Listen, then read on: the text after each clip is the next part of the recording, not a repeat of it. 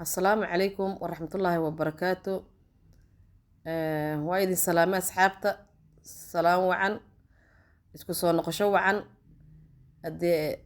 inta la kala maqnaa aad iyo aad ay u badneed channelka wax badan aan ka maqnaay maantana isoo dhaweeya maana idin soo dhaweeyna mise idinka isoo dhaweynaysid maanta la isoo dhaweeya insha Allah like iyo subscribe iyo share iyo comment hal igu soo dhaweeya Allahumma salli ala sayidina Muhammad wa ala ali Muhammad salliga nabiga ka bacdi maanta waxaa noo wadaa qisadaas oo channelka maanta aan ku dahfurayno taariikh 7 February 2026 on ku dahfurayna ayaa waxaa qisa oon aniga u taagnaa oo witness aan ka ahay oo dhacday bishan February dhexdeeda weekan hadda aan ku jirno qisa gabar aan garanaya qabsatay waayo ila soo wadaagtay ana waa inaan idin la wadaaga bal qisadan dhamaadkeeda markii la gaaro gabadhan waxay idin ka codsanaysaa inaa bal aad siisiin maxaa la dhahaa tala i weydiisatay gabadhaas tala ay naga rabtaa anaga dhan dadka channelka ku xiran waxay tiri ii gudbi asxaabtaada bal iigu sheeg maxaa ahayd inaa waxaan yacni igu qabsaday qisadaan i qabsatay bal talaan ka rabay tiri marka qisada idin gudagala qisada noo bilaabaya qisada waxaa way gabadhan waxay isbarteen waxay iska barteen online-ka online-ka markaan leeyahay waxaa way social media-gan caadiga iska barteen qof bay isbarteen gabadha waa Soomaali ninkana waxaa waaye carab oo Algerian waa Algerian Aljazair uu ka imaaday marka waxaan joogaa uu ku dhahay UK aan joogaa uu ku dhahay wadanka waxaan ku noolahay UK caasimadda London aan joogaa marka xaggan ka shaqeystaa waxyaalo business iyo waxaan ka shaqeeyaa uu yiri saacada ugu horeysay gudaheeda daqiiqooyinka ugu horeeyay gudahooda isbarteen salaam calaykum ay isdhaheen wuxuu u soo jeediyay saacadaha yar isla hadlayeen wuxuu u soo jeediyay guur wuxuu dhahay guuraan ka rabaa walaalo inaan ku guursadaan rabaa waana ka helay waana warkayo kooban waka marka waxaad yeeshaa walaalay macaanay jawaabaan ka rabaa inaan aniga adiga waxaan rabnaa aan isguursanaa isbaranaba ma aha guur uu soo jeediyay gabadhi meelahan waad garanaysiin sida waxyaalaha ka dhaca maalin walba social media dadka iska bartay dadka online-ka iska bartay waxyaalaha ka dhaca waan ogsoonahay marka gabadhi markuu ninka sidii talada u soo jeediyay isla saacadii gudahoodaba way orday hooyadeeda u sheegtay waxay tiri hooy nina saan igu dhahay wuxuu ka wadana ma aqaani wuxuu leeyahay hadda waxaan sameysanaynaa maxay ahayd nikaaxa sameeynaynaa ilaahay waaba yaabanahay waay waxaa hooyadeed ku tiri marka nin hadda isbarateen daqiiqadan aad taagan tahay isbarateen oo guur ku soo jeeday miyuu ku aqaanaa horaan miyaa usoo taqaaneen meeqa waqtiyaad istaqaaneen meeqa biloodaad istaqaaniin qofkan markaas gabadhi waxay ku tiri hooyadeed oo aniga ninkan hadda maanta saacadan aan kula hadlahay gudaheeda isbaranay wuxuuna ii soo jeediyay aniga xalaalaan rabaa sheeko dheer ma rabi waxaan dating la raba oo la isshukaansanayo waqtiga dheer la isku dhuminayo ma rabi marka waxaa waaye saas ahay maalinta sidii ay ku dhamaatay cidiyo yaaban maalin labaad ninkii wuxuu la soo kacay oo leeyahay walaalay aniga waxaan rabaa Ramadaan ka hor inaa wax ii dhameysid Ramadaanka gudihiisana haduu Ilaahay rahay inaan israacnaan rabaa oo cumrada soo gudana cumrada markaan soo gudana maxay ahayd Dubai meelahaas ku soo mariyo oo dahabkaada iyo waxaad hore kuugu soo gado marka gabadhiya waxay weydiisay walaalo waxaan ku weydiinaa qorshahaada see waaye guur nooceed rabtaa see igu guursan rabtaa istaagantooda igu guursan rabtaa adigoo taagan maxaa waaye wuxuu dhahay aniga walaalay qof muslim aan ahay adigana qof muslim aad tahay Yurubaan wada joognaa waxaan rabaa in hadda online aan ka sameysano nikaaxi online marka aan iska nikaaxsano waxaan rabaa inaan ku imaado markaan ku imaado meherkaada iyo waxaada iyo cidiina xafladeeda iyo waxeedana gadaal aan ka sameeyno soo ma garan after all waxa uu dhahay qof muslim dadka muslimka meherka waxa muhiim ah laba qof oo marqaati iyo hal sheeqa aan ugu filan marka waxaas kala gadaalan ka sameeynayna gabadhi iyo reerkoodi way yaabeen way dib ay u fikireen ayagiyo yaaban ninkii maalin labaad wuxuu yiri hooyada iigay hooyada la hadlaa maalinta laba ahayd oo gabadhi subaxii markay soo kacday intaas ku dhahay galabteeda casirkeedana wuxuu yiri hooyada ila hadashay hooyadii u sheegtay hooyadii oo yaaban oo warkiiba maskaxdeeda uu galin iyo gabadhii isla hadlaa darraq ninkii waaba soo galay telefoonka hooyada numberka la siinayo buu soo galaba هاي السلام عليكم هاي ماما ما في عنتهاي ان aniga waxaan ahay wiilkaada ahay gabadhaada isla qanaa ninka waxaa la yiraahdaa Jamaal soo ma garanin Jamaal la yiraahdaa Jamaal Axmed la yiraahdaa Algerian ahay wadanka UK aan ku noolahay magaalada London aan ku noolahay baba baba gabadhaada aan xalaalan ka rabaa inaan la sii sheekaysto sheeko dheer ma rabi waa ka bal waaye iisug bal wax yar bismillaah maamadii waaba shoga ku dhacba tii gabadha ayadoon ka neefsanin oon weliba aanba ruuginooba aba maskaxdeeda gelinina waxaa u soo boodaba ninkii oo fakana oo hiraan hiraa usoo galay hiraan hirkiisi way ku celisay maamadii shubay iska dhahdee marka wiilkeeday la kaashatay maamadii wiilkeeda markay la kaashatay wiilka wuxuu dhahay salaamu calaykum waayo wax ma kuu sheegaa wax online la iska bartay iyo carab iyo jinnigiisa annaga ma naqaanee waxaa waaya wax noocaasna wax annaga aan weligaan maqlnana ma aha wax adduunka laga maqlina ma aha ninkan gabadha haddaad u diyaarinayso inuu keliyaha kala baxa oo subaxii dambena meydkeeda uu meelaha ku tuuro waxaad duugatana aa waysid u fasax ma fahantay haddii gabadhaada damacaad ka leedahayna waxaan iska celi waxaan dad ma ahee faamiligii oo yaaban ay gabadhi meelaha gashay waxay soo aragtay gabar siday ku soo aragtay ma aqaani gabar oo sheekada naftirkeeda ay ku dhacday hadduuba ninka naftirkiisa ahayn oo gabadha waxay leedahay waxaan joogaa wadamada Yurub wadan ka mid ah sheeko la yaab laha igu dhacday inaa idinla soo wadaagana waan dadka yacni gabdhaha muslimiinta oo sidayda oo kale ayaa inaan la soo wadaagaan raba gabadhan iyada waxay kaga duwneed waxay iska barteen app oo dating ah oo meelaha maaragtay abyaasha oo muslimiinta ah oo macnaha adiga dadka israba ay iska dhex raadsadaan oo abka shukaansiga ee iska soo dhex barteen waxaan qoray tiri si daacadan waxaan u qoray tiri profilekeyga waxaa la yidhaha heblaayo hebel da-dayda waa 30 iyo xoogaho waxaan ku noolahay Yurub waxaan dhigtaa masters degree studentaan ahay kaligeeyaan nool cidaanada waa wadamadaas wadanay sheegtay ma aqaani wadanka meesha kuma ay soo qorin laakiin qof imaaday oo macnaha oo qaxootinimo ku imaaday way wadanka ay joogto oo macnaha sharci weyn hadda aan haysanin marka waxay tiri qofkaasaan ahay waxaan doonaa qof noocaas iyo noocaas ilaahay ka baqaayo qof alla cabsigu ku badan yahay qof oo xalaal raba qof oo waqti iga dhumanaynin saana raba ayadunba is sheegto un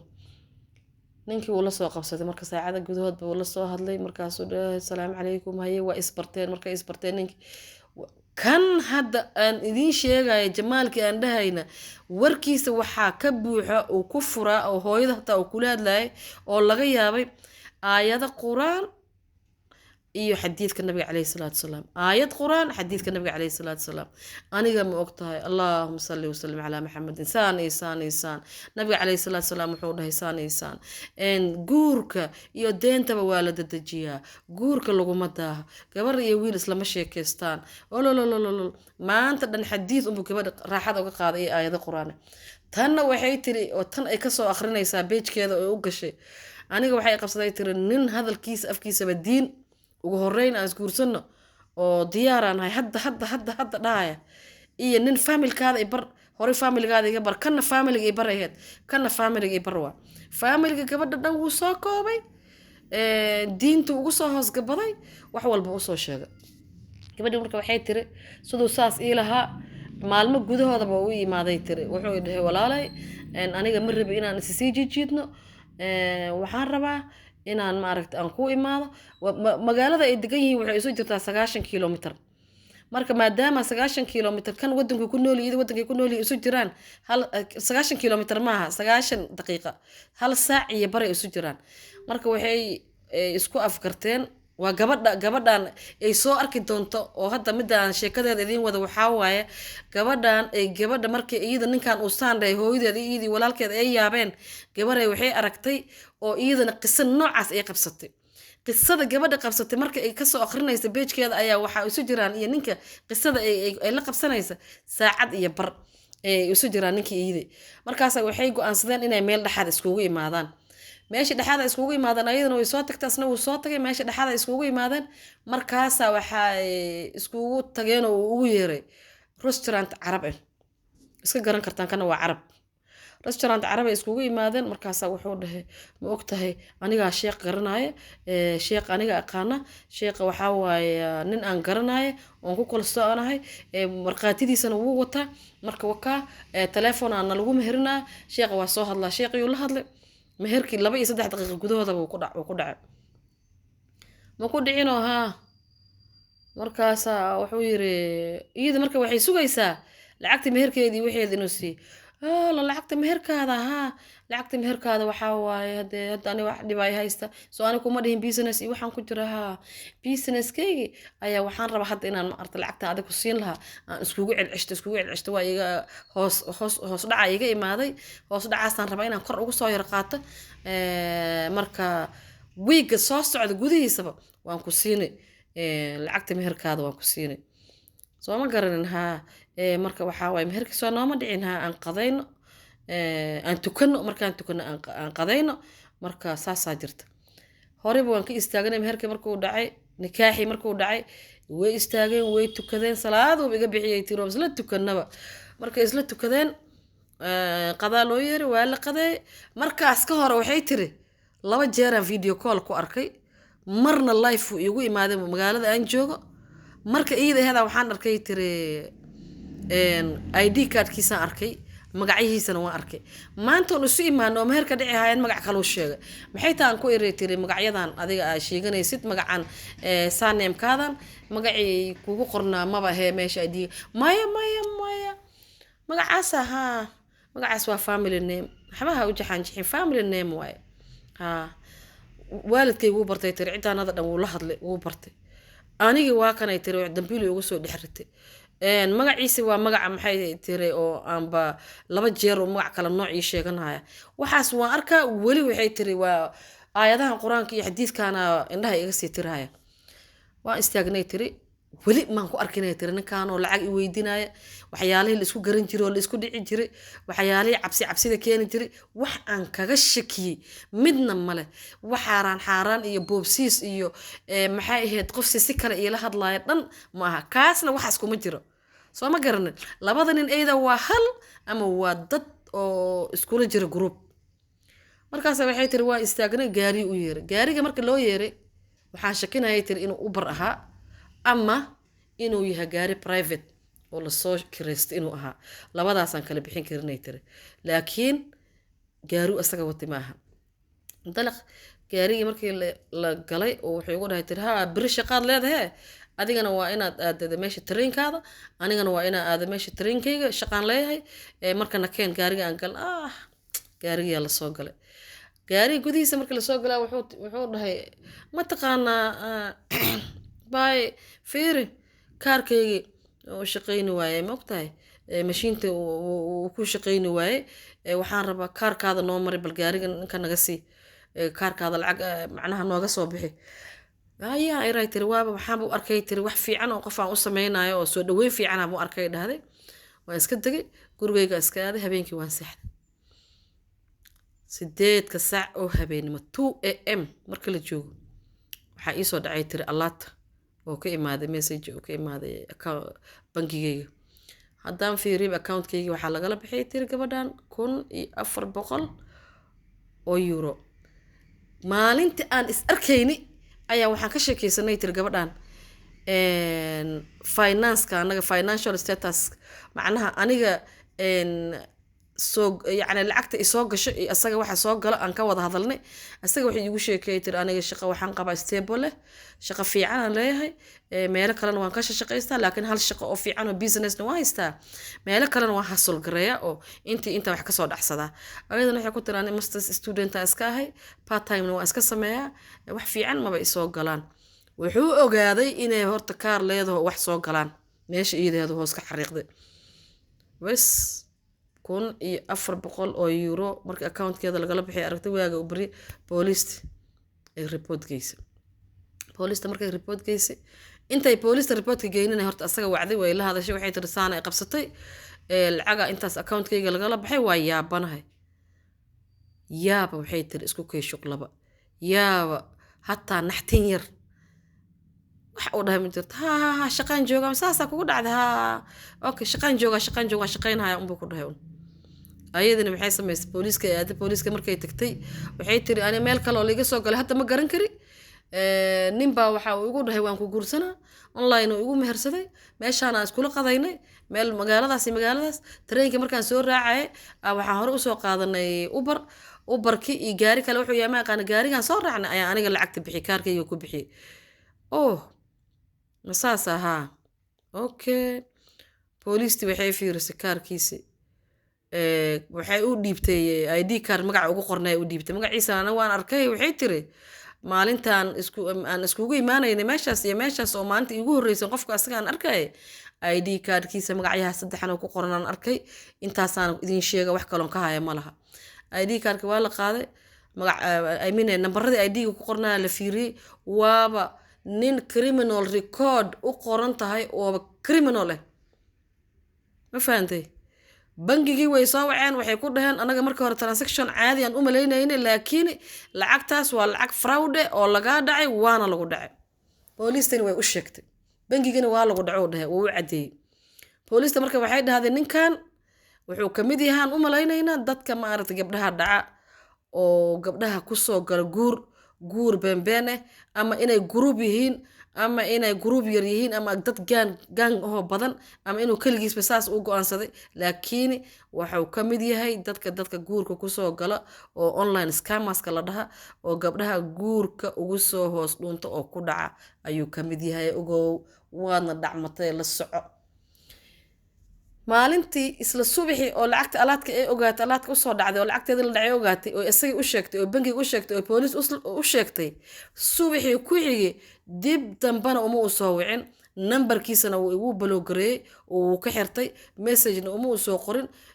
nabadayna ma dhihin mac salaam hataa ma dhihin sidii kaga tagay marka gabadhi meeshaas iskaga oynahaysay leedahay walaalayaalow hal ii soo duceeyo qalbigaas xun iiga jabay waalidkaygu bartay ninkan maxay aheeday uu been u sheegay anigu been ii sheegay lacagta dhanba waxaa iiga daran handadka nala handaday anagoo diyaar aniga macal familkayga oo inta meel nala saaray anagoo indhahayga shanta guur been inta la iigu soo hoos dhuuntay ya waxay tiri markuu idhahay meherka waxaan ku suubsanaa lacagtan meher kuu siini lahaa aan business ku suubsanaa markuu idhahay ay ugu habboonaday tirina online nikaaxa aan iska diidaba ilaa nikaax jira ma baheen waxaas waa wax bogaas oo waxba ka jirin aan u soo noqona marka gabadhii meeshaan ahayd oo horta sheekada aan ku bilaawno gabadhii iyada ahayd markii sheekadaas akhrisay ay ogaatay ninkii message dheer ay u qortay waxay tiri walaalow reerka anaga waa ku diideen wax diyaar ku ah ma laha anigana guur noocan ma rabi macnaha weligeed lama arkin nin gabar u aqaanin oo weligiis filin ka daawanin hal saac gudaheed waa kugu guursanaa dhahay waa wax laga naxay cidi waa kula yaabeen waa la yaaban yahay waa la naxay marka waa la naxay oo waa la ama kaagay walaalow anigana waxaa way cidaanadan gadaal ka jira meel kale allaha kuu saqira sidaas isku sii dayno message buu soo qoray horta intuu u soo qorin ay u qorin message-ka ayay blockaraysay markay blockaraysaa number marka kii hore wuxuu kala soo hadlaya UK number Algeria oo magac kala wata uu kala soo hadlay oo message uga soo qoray oo haye seetahay salaam calaykum ma fiicanta anigi waay maxaa dhacay reerkaada igama qabanayn telefoon markaasay u jawaabtay tiri reerkii waa kula yaabeen anigana ayagaan gadaal ka jiraa walaalow wax noocan weligeed lama arkin mac salaamo markaasuu message ku soo taagsaday uu leeyahay walaalay waa ku jeclahay nafta iga dhacay hooyaday hadda la hadlay hooyaday waa u sheegay way ogolaatay waa saan nambarkii labaadna way iska blockaraysay oo balaayadaada ilaahay dhinac noo dhaafay ku dhahday iyadoo waxba u qorinay macnaha iyada kaligeed niideeda saas ka dhahday shubayna ka dhahday dib dambana message uma u soo qorin kolay inuu soo qori doono in kalena hadda war looma hay sheekada way qoyan tahay hadda markaan aan soo duubahay saacada bas ka soo wareegtay markii iskugu dambeysay ma garat marka gabadhaas iyadana yaabkaas ama kaakaas qabsaday talana way idinkaga baahan tahay gabadhaas oo kale maxaa la dhihi lahaa marka saas iyo mac salaama calaykum salaam waraxmatullaahi wabarakaatu